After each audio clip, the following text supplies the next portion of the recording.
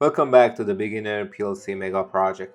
In episode 3, we wrote our very first ladder logic program, a start and a stop rung that controlled the conveyor motor.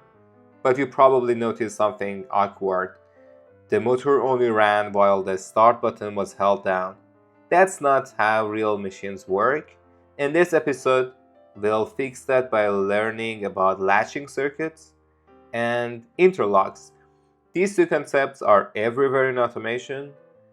By the end of this video, your motor will run realistically with a start and a stop, and you will also add an emergency stop interlock for safety.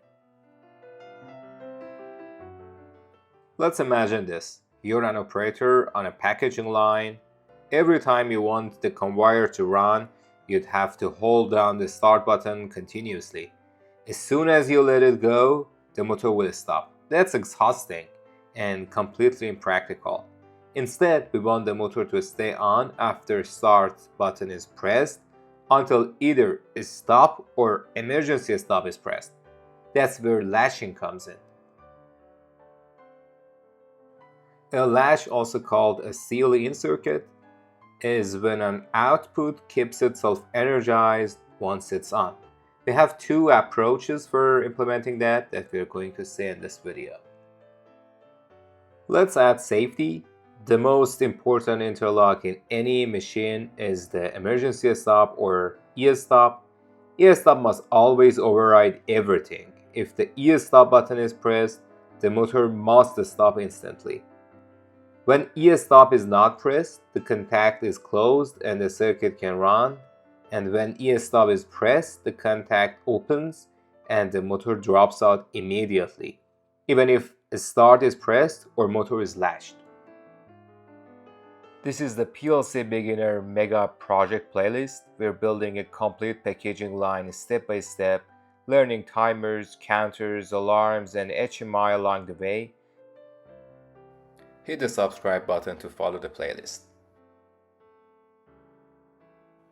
Okay, let's get back to programming. Open TIA Portal and edit main OB1. Here we don't need this network, so let's delete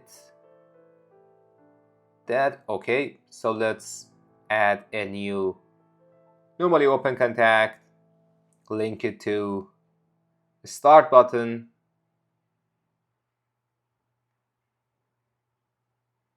insert another normally open contact, normally closed contact, and link it to stop button.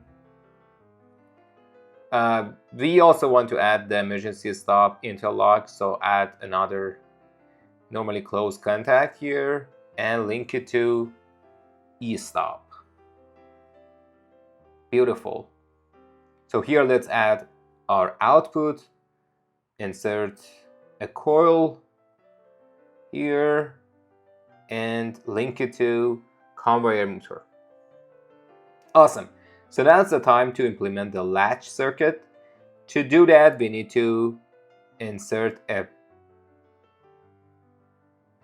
normally open contact. Let's create a branch here just in parallel to start button and add a normally open contact here. Link it to conveyor motor. Beautiful. And now close this branch. Alright, so we have a parallel path to the start button here. That's the way that we implement latching. It's very simple. Let's save the project and compile your project. No issues, beautiful. Now let's download it to the PLC. Here is our simulator.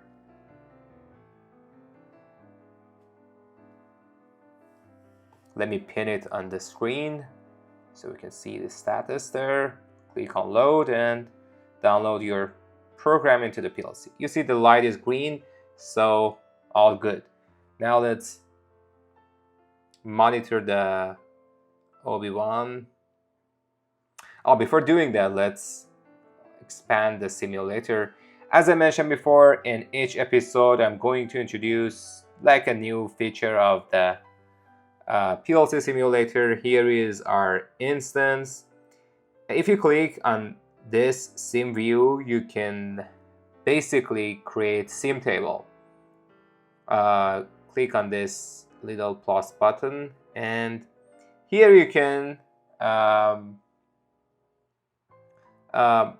basically insert your signals like start button, stop button, emergency stop as well, and then you can do the simulation.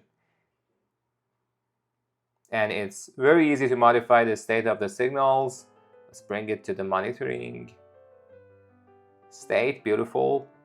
You see this is monitoring, so it's awesome. Now we can do the simulation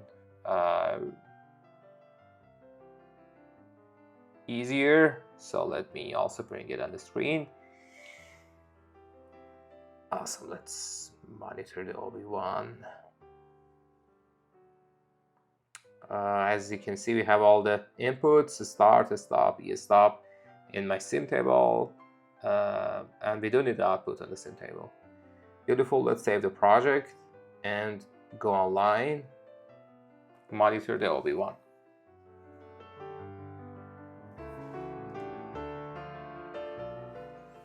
So here, if you click on this little box, you can basically change the state of the signals.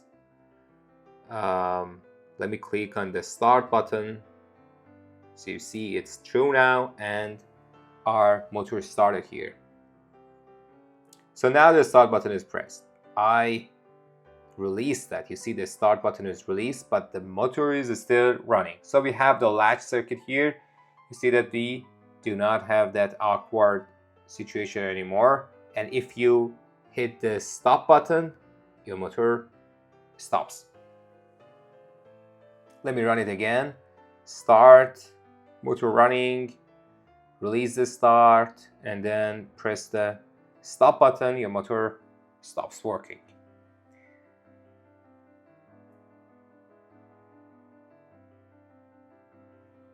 Now let's test the emergency stop. Let me start the motor again.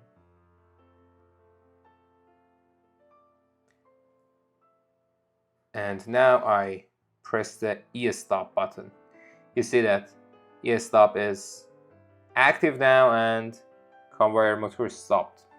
Beautiful, everything working as expected. We have the latch circuit here, and all of the inputs and outputs are functional. As I mentioned in intro of this video, we have two ways of implementing latching circuit. This was one of them, but we have a more straightforward approach, which I'm going to also show you that here. In Siemens library, we do have a standard flip-flop. If you go to the bit logic operation and the instruction tab, if you go to the bit logic operation, this one, right? You would see SR, set reset flip-flop.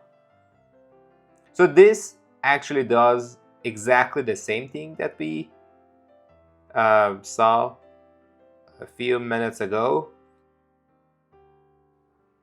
Here you see question marks on top of the block. That is actually the output of the block. So our output here is conveyor motor. So we just need to link it to that output. Beautiful. Now we have two inputs, set and reset.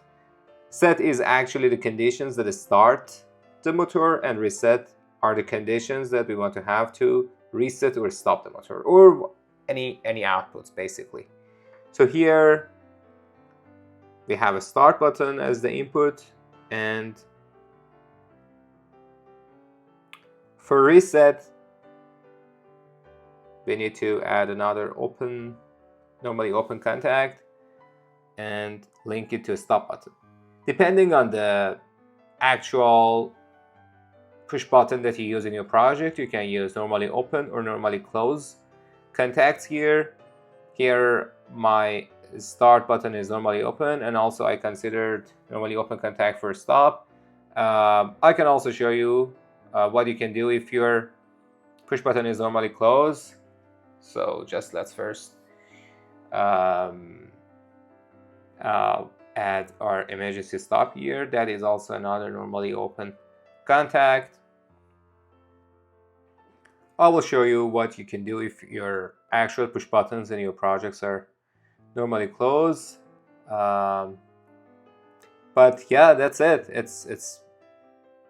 was simple, right? So let's simulate the code and see how does it work. Let's save the project. We don't need this network anymore, so let's delete network 1.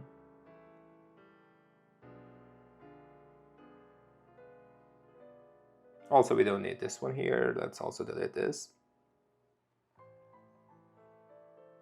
So I compile the project. All good. Let's download our program into our simulator.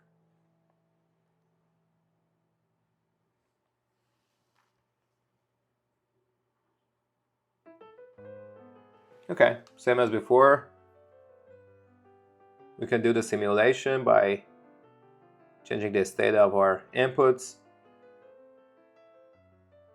I press the start button and you see our motor is energized, you see the power flow, and I release the push button and the motor is still running exactly as expected.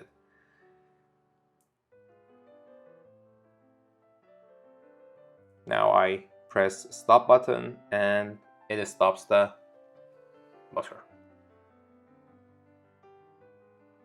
Let me test the Estop again. There's an OR logic there and it exactly worked as expected. Beautiful.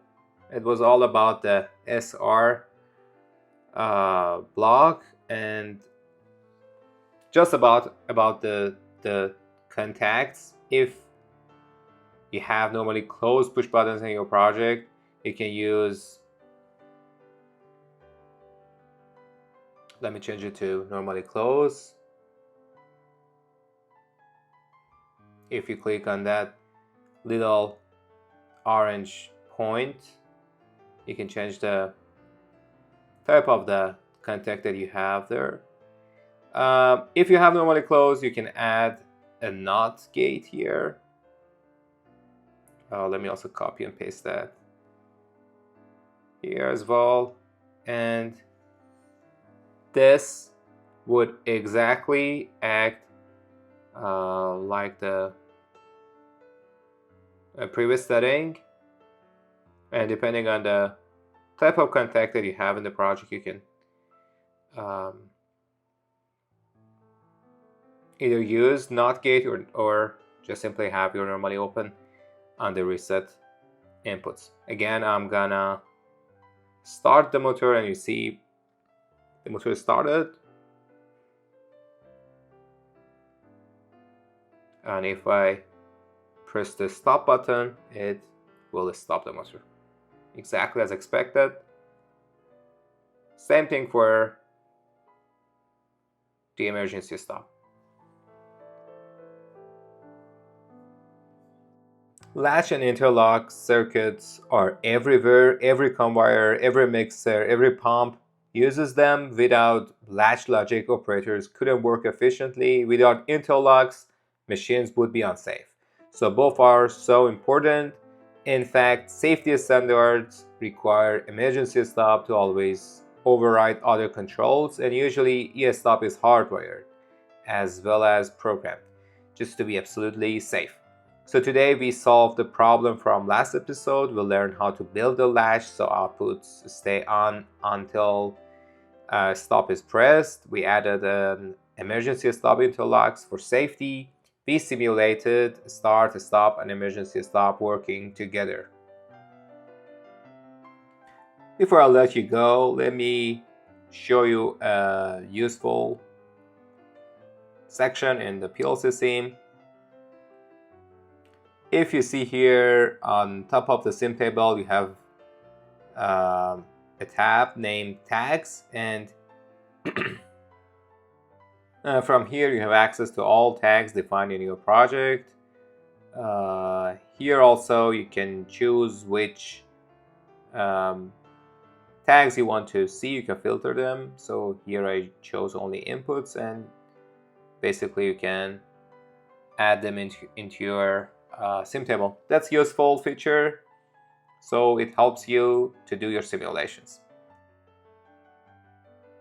If you like this video, give it a thumbs up and subscribe to follow the playlist, and see you in the next one.